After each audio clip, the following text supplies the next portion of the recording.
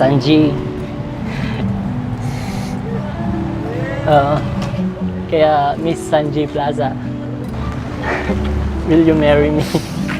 Hanggang ngayon, ang akala niya, nasa Thailand pa rin ako hanggang ngayon.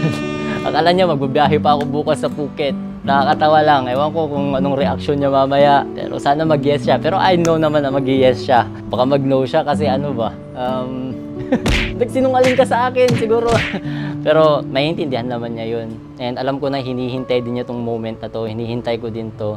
And I think this is it. This is the time na binigay ng Panginoon para sa amin. Ito yung oras, ito yung date, ito yung tamang place na para sa amin. Uy! Hello!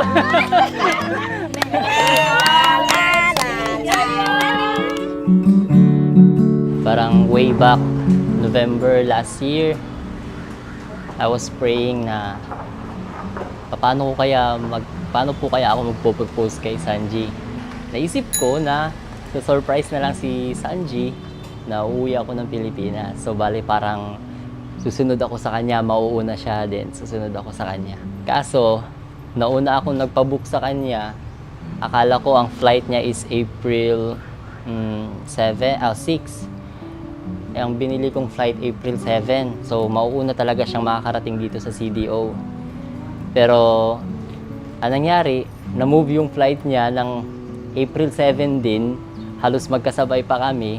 Ang nangyari, nauna pa ako sa kanya dito sa CDO. Nanakoy ko tob nga, murag, musunod do siya ako, akong boyfriend. But then, wala ko nag-expect nga, karon na dito,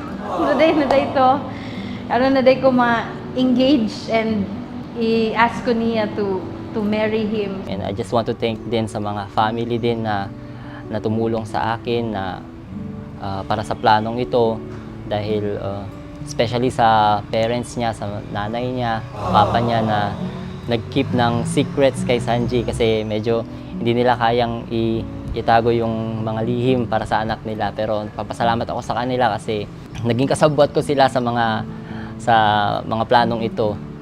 Kan sa Thailand, grabe among layover, taas among time. Gusto lang ko magpahulay, kapoy din. Nasuko pa ko sa akong mga family member, sorry kayo. Nasuko pa sa ilang, anong kailangan mo kita mag-dinner? Karon importante gud kaayo. Parang kinakabahan na rin ako kasi parang nagagalit na yata si Sanji sa akin kasi hindi na ako nakapag-message sa kanya kasi paano ako mag-message nasa airport ako, nasa airplane ako, wala akong signal. Sorry, sad. Sorry kayo kay kanang wala pa mo ko nakapahulay. Sige na mo sila kasabahan kay kung anong busy man mo, permis, yung blackout.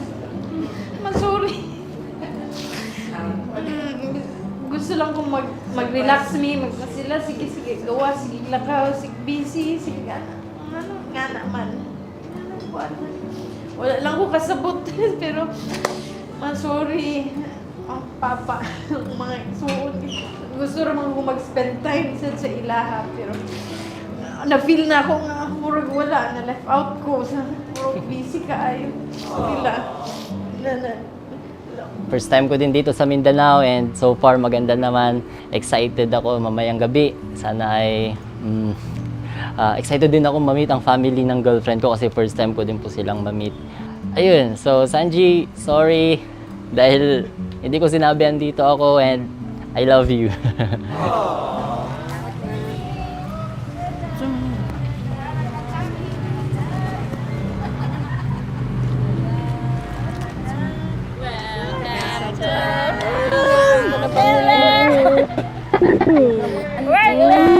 Kapoy mo mga Sumaro na ka talaga likod ko. Hello. Di mo sa kanta? Kanta na we're glad that you had come to share your life with us. Uy! Hello!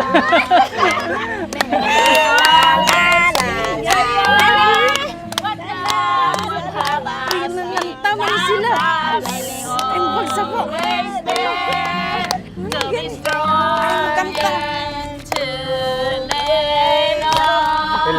Okay,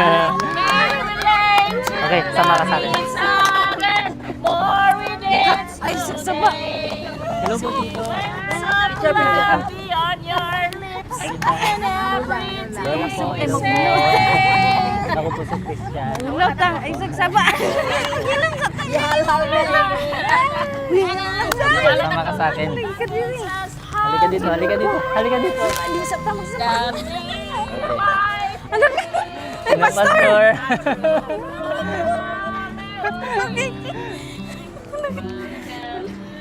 Halika dito, may sasabihin ako sa iyo. It's okay, it's okay. It's okay. Ayan. Oh, this is it.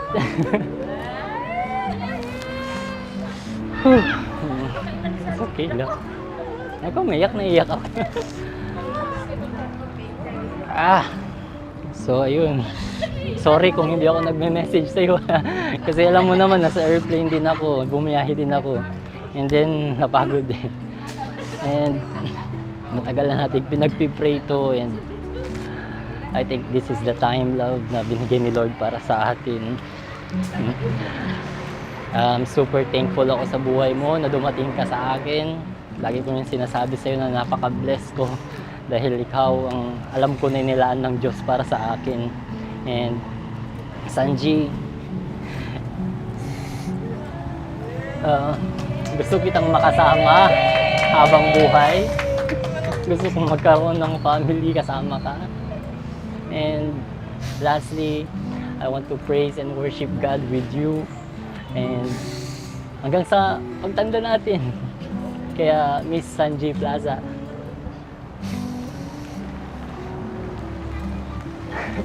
will you marry me? Yes.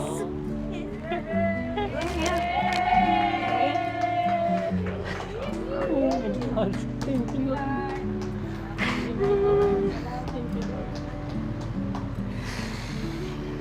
Isuot natin yung left.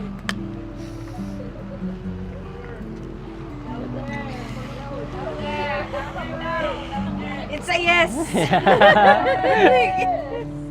Yay!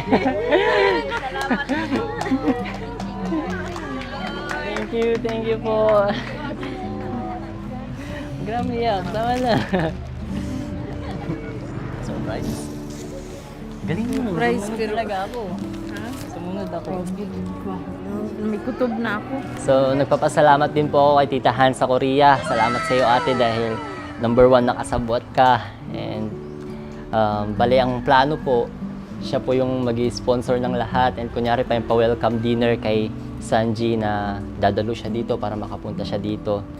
Kunyari ay welcome back kasi after 5 years din wala si Sanji dito sa Cagayan. So, yun po yung plano. To my fiancé, to my soon-to-be husband, thank you for your life. I know na we were imperfect, but we were perfectly matched together by God to be perfected by the love of Christ. And I thank and praise the Lord for your life. Thank you for all the efforts that you have done for the relationship, and especially for this day na malipay ko that I will be happy. Thank you so much. Thank you, Lord, for the joy. Thank you, Lord, for your faithfulness in my life.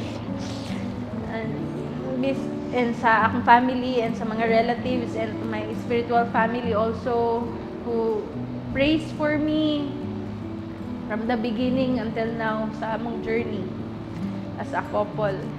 Lord, in your word in Romans 8:28, you said, Lord, all things work together for good for those who love you and the called according to your purpose. For me, as the pastor of Sanji, I have witnessed her life since she was a child. We join Brother Christian, Sister Sanji in this celebration. May your holy presence also be with us as we celebrate this evening. Thank you, Father, in Jesus' name. Amen and amen. Amen. Salamat po ako sa lahat-lahat ng dumalo ngayong gabi, especially kay Tita Susan at kay Tito Gerald. Salamat po dahil nagpaka-busy po kayo. Salamat po dahil tinulungan niyo po ako. And sorry din kung nagamit ko kayo para kailangan namin mag-secret eh. Kailangan hindi namin ipaalam sa inyo na may event na ganito para surprise. Nagtataka kasi si Sanji, bakit parang busy si na mama ko, ganun ba?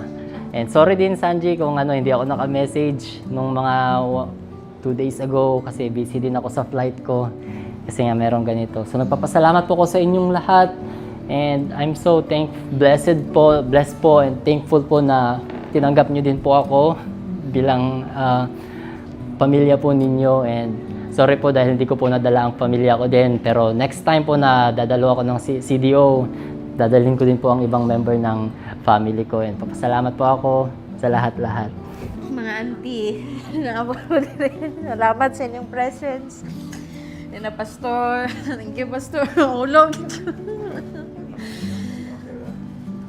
Kita, nag-effort po kayo papunta dito. Thank you po. Malayo po to sa inyo. Sabi ka mag-effort. I'm blessed din sa life mo. Thank you. Sorry kay overwhelming yun tanan. Hindi ko alam ano sasabihin ko pa. Jet lag pa ko. Walang pahinga. Pero yun, thank you Lord. I thank and praise the Lord sa life niyo po lahat. Salamat. Thank you for being part sa milestone. Next na milestone ko. Thank you so much.